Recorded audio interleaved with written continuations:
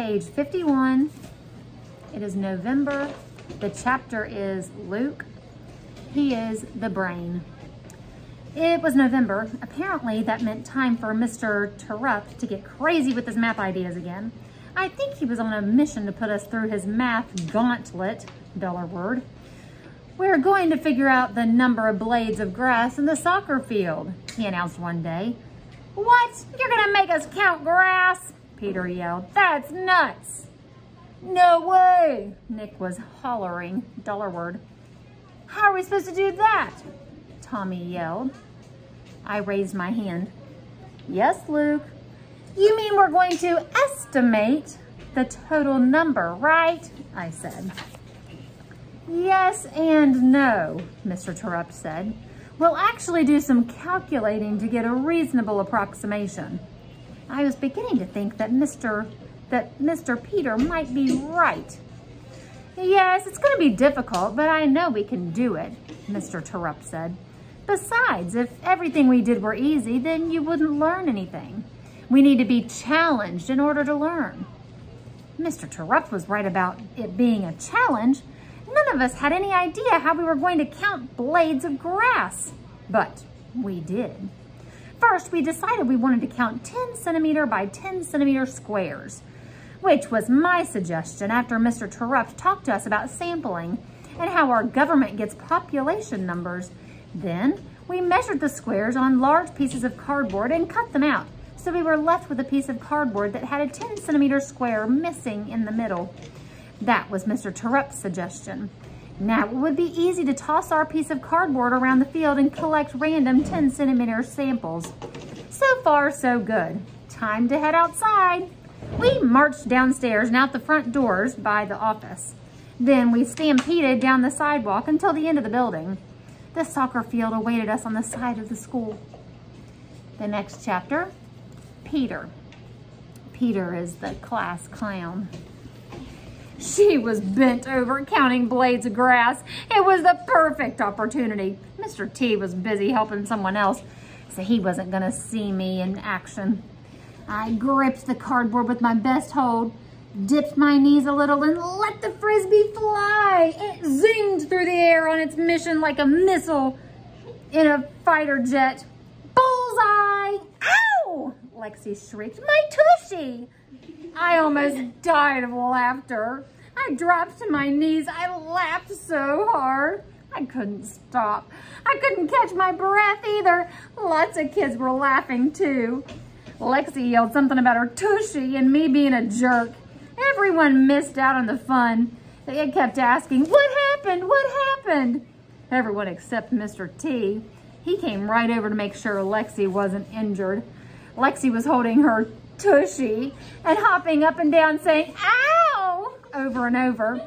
She's a total drama queen. Usually a teacher checks the spot that hurts, but I don't think Mr. T was real big on that this time. Peter, that is not funny, Mr. T said to me. Someone could have been injured. You're lucky you didn't hit anyone in the eye. Go sit down. I sat down. It was no big deal. If you'd have been there, you'd agree. It was super funny. The next chapter is Luke, the brain. We spread out all over the place, tossing our cardboard squares and counting blades of grass. Peter, however, was flinging his square like a frisbee, even though Mr. Terupt had warned us that it wasn't a toy and to be careful throwing it. Maybe if things had turned out differently that day, they would have turned out differently in the end, too. I think what happened on the soccer field just set us up for disaster later on. So Peter was being his typical sneaky self, flinging his square and counting here and there. But as soon as he spotted Alexia bent over her square, he wound up, sailed a beauty in her direction. It was a perfect delivery, dollar word, that tattooed, dollar word, her fanny. Ow, she screeched, like, what the heck? What happened? Mr. Terupt instantly twisted, dollar word, around. Like, someone just hit me right in the tushy with their square, Alexia cried. The old buttocks again, huh? Mr. Terupt said. You okay? Yes, Alexia said. Mr. Terupt turned and looked out at us. We were laughing our heads off, and I swear I saw him smile as he shook his head at the whole scene. "Peter, come over here, please," he said. "Why me?" Peter complained.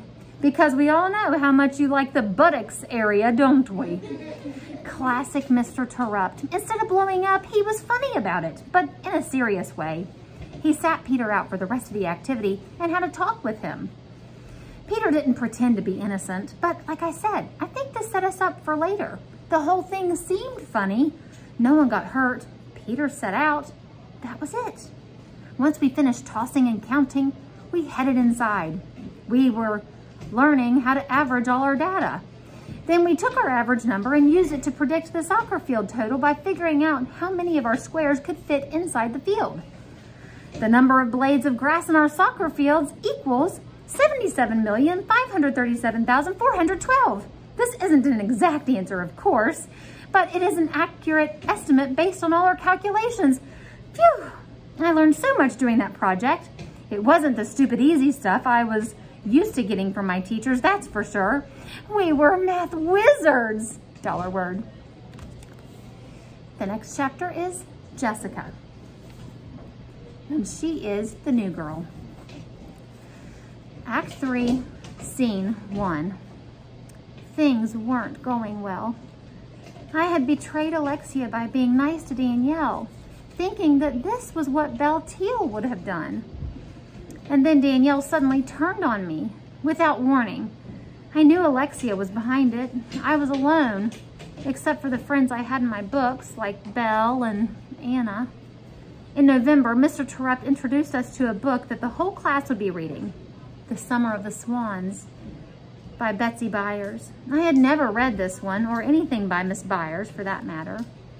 This book won the Newbery Medal back in 1971, Mr. Terupt said. He held up the book.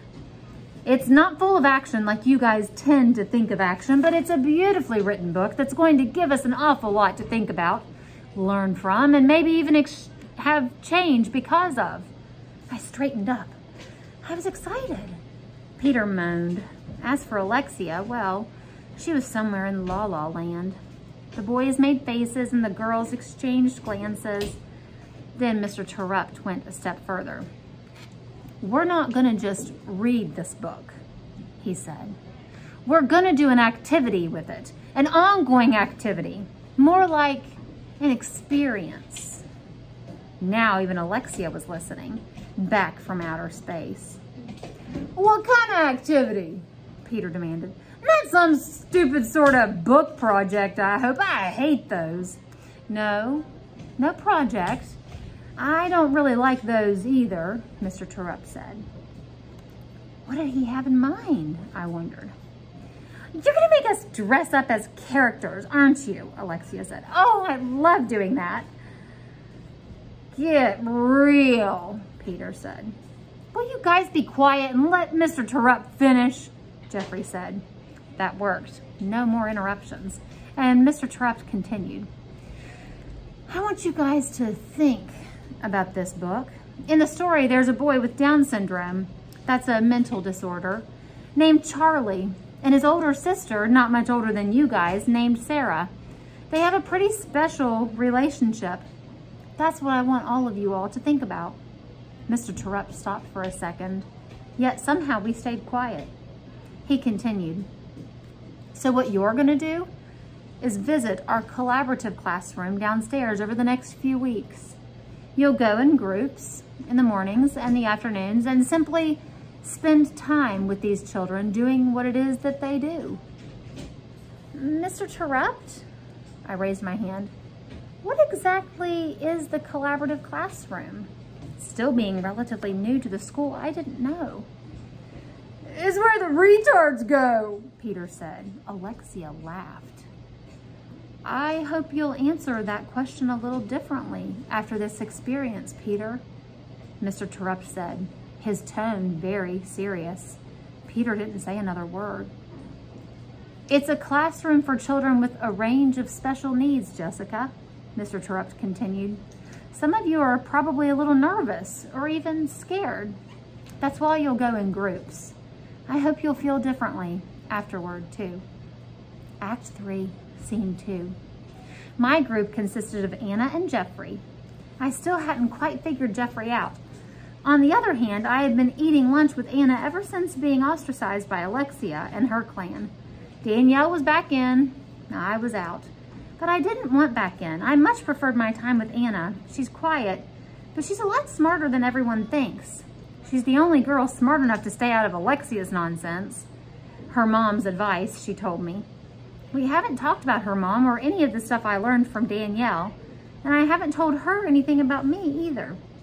For now, we've kept our secrets, and that's okay. I like Anna. She'd make a great friend to a character in a book or in one of Dad's plays. I know she's going to be a great friend of mine. We were very quiet on our first trip downstairs. Not one of us uttered a single sound. My hands longed to hold a book, but I hadn't brought one, so I bit at my fingernails and cuticles instead. It's funny how when you're anxious to get somewhere, the journey seems to take forever.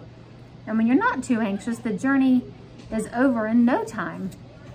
My journey from California lasted about as long as a ride on the Viper roller coaster. And our journey to the collaborative classroom took no time at all either. When we arrived, it was clear the teacher was expecting us. "Hi guys," she said. "Welcome to our collaborative classroom. I'm Miss Kelsey."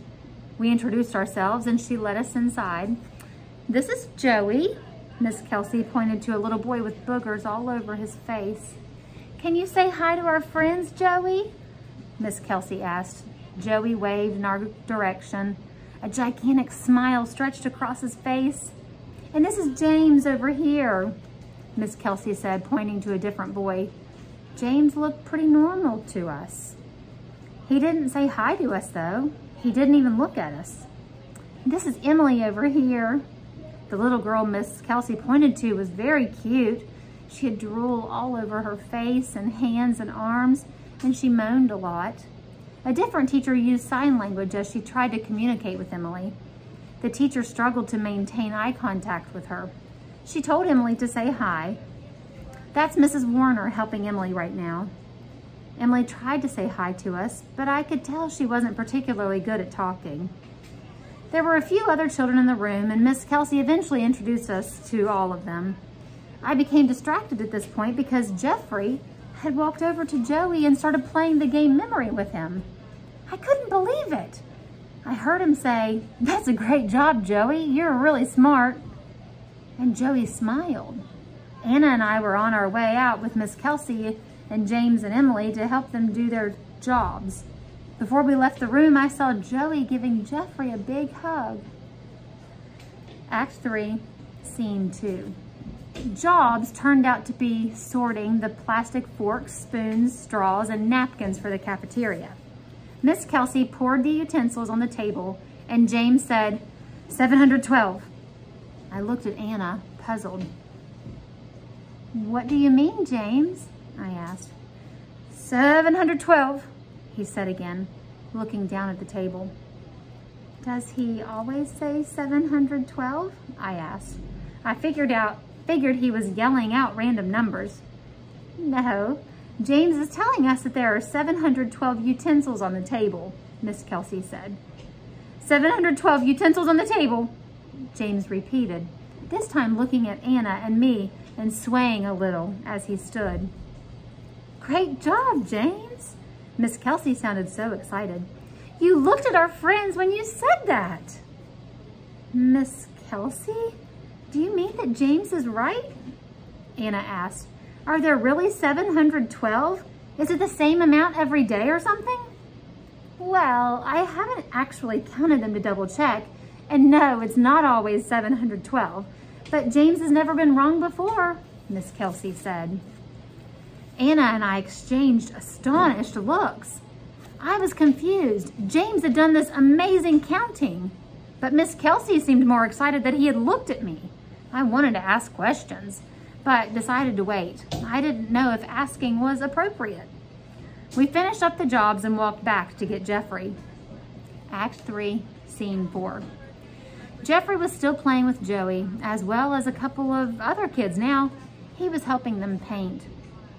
"Jeffrey," I said. He looked up. "We have to go back now." Oh, okay. His shoulders slumped. He turned to the kids. I gotta go, guys. I'll be back soon. Then it was hug time again. We thanked Miss Kelsey and headed back upstairs. We didn't talk on the way through the halls. I think we each had too many thoughts in our brains. By the time we reached our classroom, Jeffrey was grumpy Jeffrey again. Our very own Dr. Jekyll and Mr. Hyde, I thought.